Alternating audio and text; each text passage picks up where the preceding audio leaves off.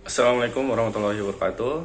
Kembali lagi dengan saya Afif Abdul Rahman, mahasiswa Pendidikan Masyarakat angkatan 2018. Di sini saya akan menjelaskan tentang faktor-faktor yang mempengaruhi kinerja.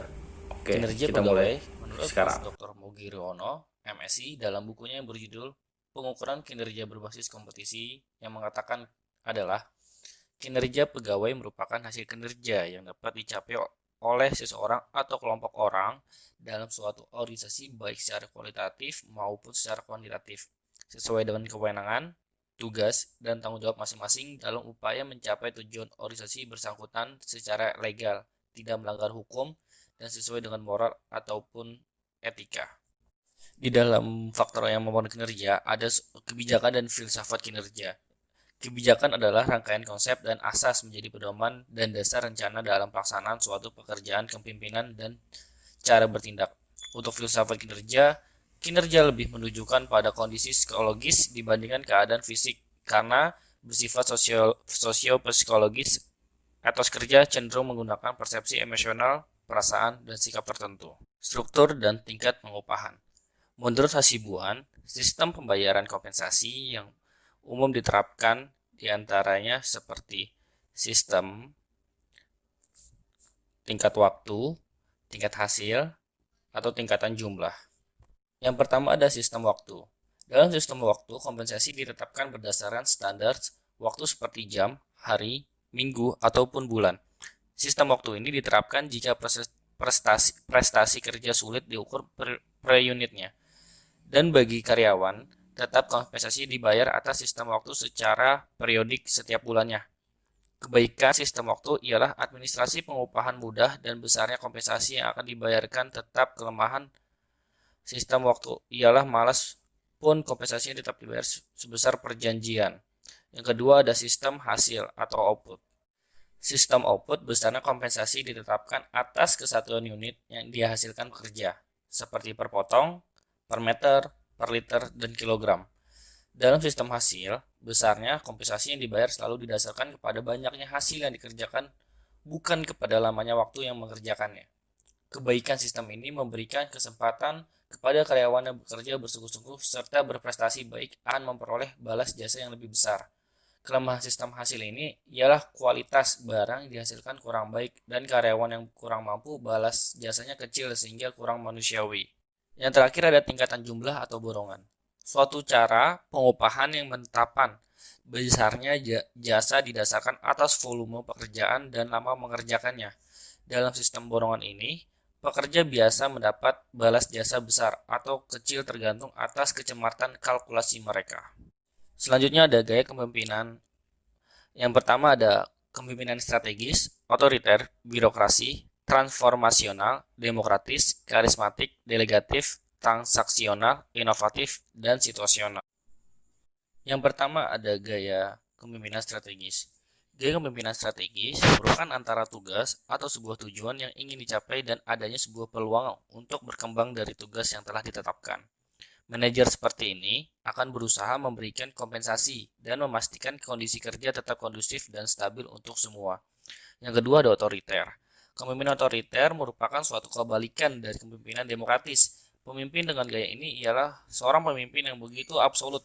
Gaya dalam kepemimpinannya tercermin dalam bagaimana seorang pemimpin membuat sebuah keputusan tanpa memikirkan adanya orang-orang yang dipengaruhi dengan pilihan yang telah dibuat. Yang ketiga ada birokrasi. Satu kata untuk jenis kepemimpinan tersebut, yakni aturan. Dalam menjalankan tugasnya, dalam pengelolaan sekelompok orang, direktur ini akan mengacu terhadap SOP dan ketentuan yang masih berlaku.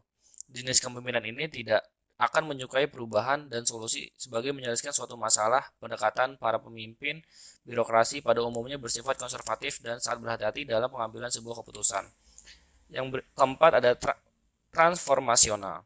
Seorang pemimpin dengan gaya transformasi selalu berusaha untuk bagaimana mengubah timnya menjadi akan lebih baik.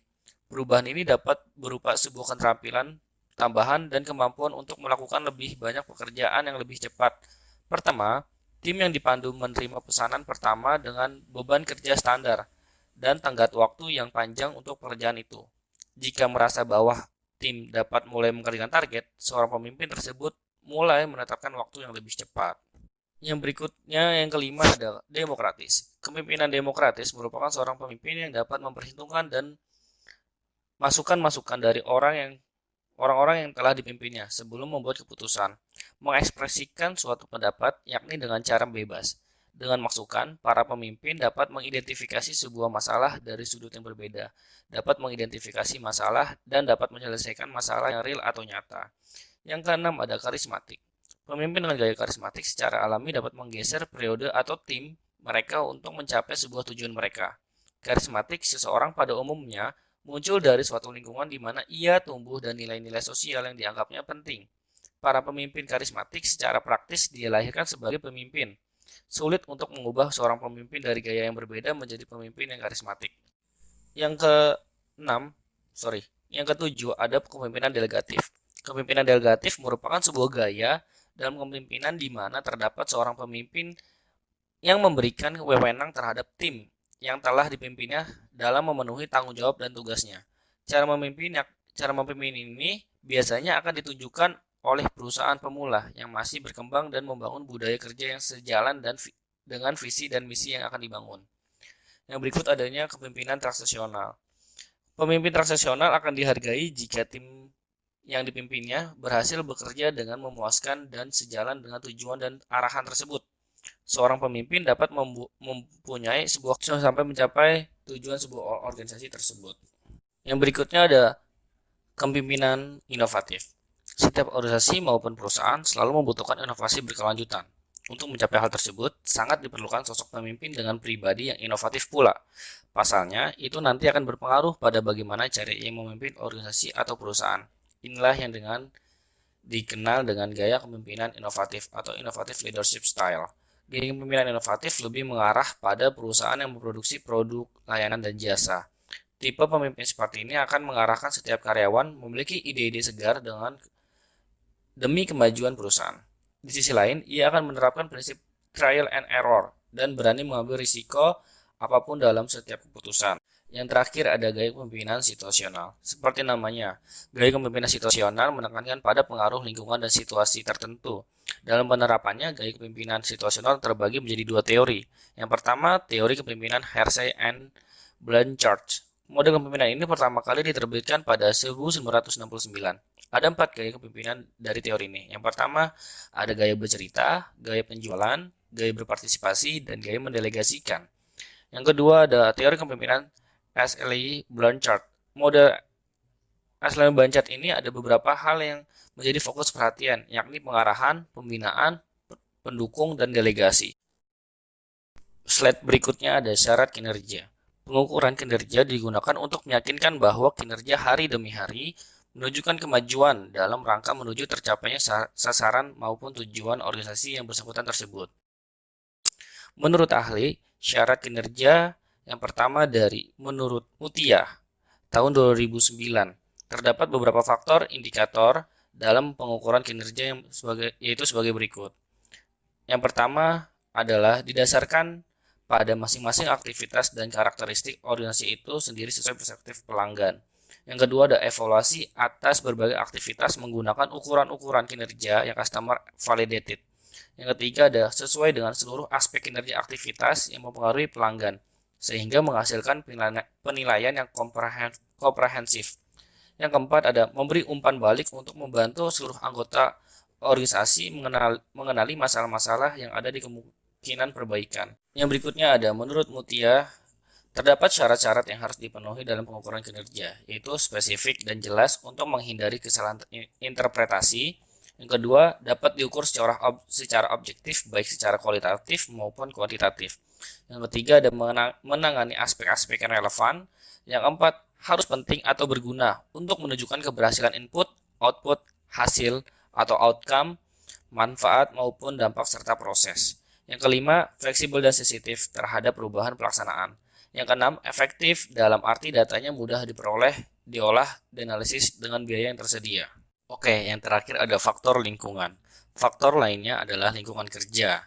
Lingkungan kerja yang bersih dan nyaman akan membuat suasana hati karyawan tenang dan bisa lebih fokus dalam pekerjaan. Ketersediaan peralatan kerja yang lengkap juga membuat performa karyawan lebih maksimal. Perusahaan juga perlu memperhatikan kesehatan dan keamanan karyawannya dengan menyediakan lingkungan kerja yang menyenangkan dan sesuai kebutuhan. Lingkungan kerja itu terdiri dari budaya, hukum, politik, dan ekonomi dan sosial.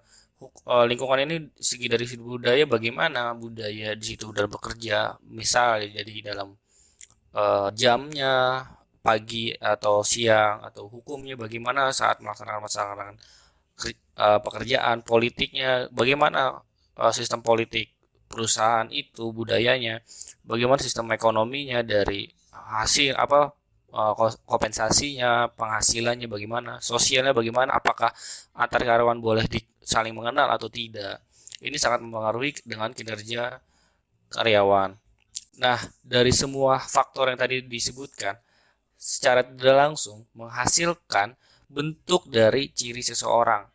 Yang pertama ada kemampuan, yang kedua ada kepribadian. Kemampuan ini menghasilkan sikap yang apa? Keahlian atau yang profesional, sehingga produk-produk atau yang dikerjakan itu akan sangat bagus hasilnya, sangat maksimal hasilnya. Kepribadian ini dengan ini ya faktor-faktor yang tadi mendukung kepribadian ini menjadi lebih baik untuk menjadi lebih profesional, lebih rajin, lebih sabar, dan lain-lain. Tentunya ini akan menjadi apa ya, menjadi faktor yang sangat menentukan bagaimana hasil tadi akan tercapai seperti apa. Nah, ini terakhir ada bagan. Jadi dari lingkungan luar, tadi yang sudah saya singgung sebelumnya, itu dikombinasikan dengan organisasi kinerja seperti ada kebijakan dan filsafat manajemen, struktur dan tingkat pengupahan dan penghargaan, ada gaya kepemimpinan dan syarat kinerja. Ini yang tadi saya bilang. Ini secara rincinya, secara intinya diringkas membentuk seperti bagian seperti ini. Yang nanti hasilnya dari ciri seseorang ini menghasilkan kinerja atau performance karyawan tersebut. Dari gambar di atas menunjukkan bahwa kinerja pegawai harus dikelola, terutama untuk mencapai produktivitas dan efektivitas dalam rangka merancang bangun kesuksesan, baik secara individu maupun organisasi. Dengan demikian, manajemen kinerja merupakan suatu pendekatan atau mencapai visi, misi, tujuan, dan target atau sasaran yang akan dicapai melalui kerja.